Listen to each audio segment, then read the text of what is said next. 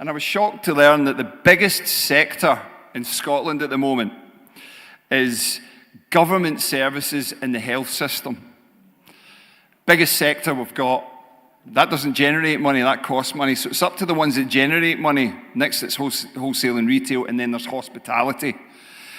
And this government that's funded by our industry largely is absolutely doing its most to destroy it, and it's driving us nuts.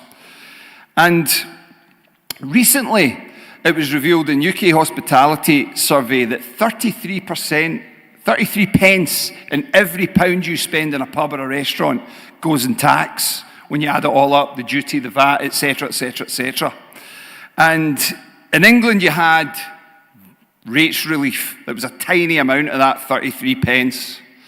And the money was given to the Scottish Government, and they didn't even pass it on. And they did this kind of Jedi mind trick where you've already got a third of my money. I've paid my staff. I've got to pay my suppliers. I'm in debt. Is there any chance I could just not give you any more? Sorry, we can't afford to give you money. How does that work? We're not asking for anything. We're just asking to give you a little bit less of what we've got. So the disdain is absolutely there for everyone.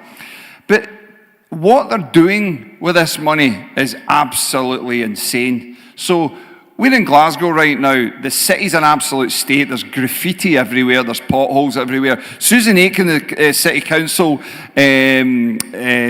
boss, was on Scotland Tonight last night. Donald was there as well.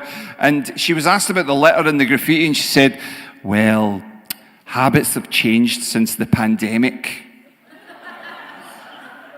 And you're like, what? Aye, that was it. I was getting ingredients for banana bread and aerosol cans to go and spray stuff on a wall. No, I'm sorry, absolute nonsense. This excuse has been given far too long. Speaking of the pandemic, by the way, did you sanitize this after you used it? Have you taken a test?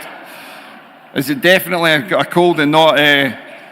Alan, check his phone, check his vaccine passport, please, before I go on any further.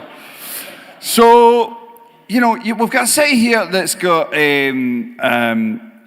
real drug problem, for instance, and we've got 23 rehab beds in this city. And we think, what's the best use of what we can do with these funds that we're so short of?